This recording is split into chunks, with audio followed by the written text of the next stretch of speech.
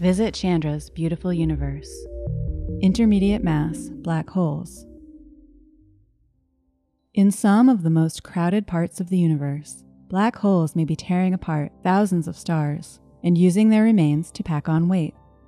This discovery, made with NASA's Chandra X-ray Observatory, could help answer key questions about an elusive class of black holes. While astronomers have previously found many examples of black holes tearing stars apart, little evidence has been seen for destruction on such a large scale. This kind of stellar demolition could explain how mid-sized black holes are made through the runaway growth of a much smaller black hole. Astronomers have made detailed studies of two distinct classes of black holes. The smaller variety are stellar mass black holes that typically weigh 5 to 30 times the mass of the Sun. On the other end of the spectrum are the supermassive black holes that live in the middle of most large galaxies, which weigh millions or even billions of solar masses.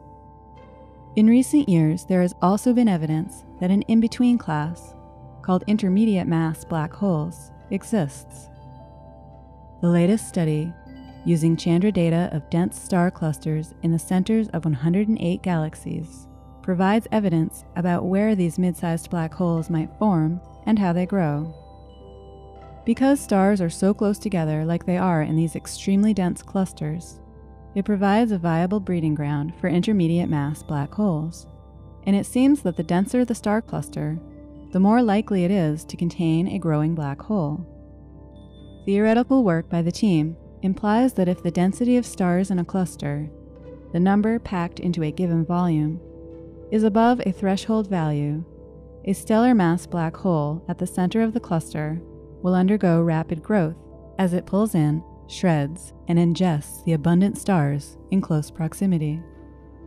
Of the clusters in the new Chandra study, the ones with density above this threshold were about twice as likely to contain a growing black hole as the ones below the density threshold.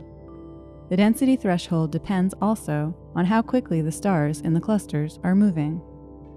The process suggested by the latest Chandra study can occur at any time in the universe's history, implying that intermediate mass black holes can form billions of years after the Big Bang, right up to the present day.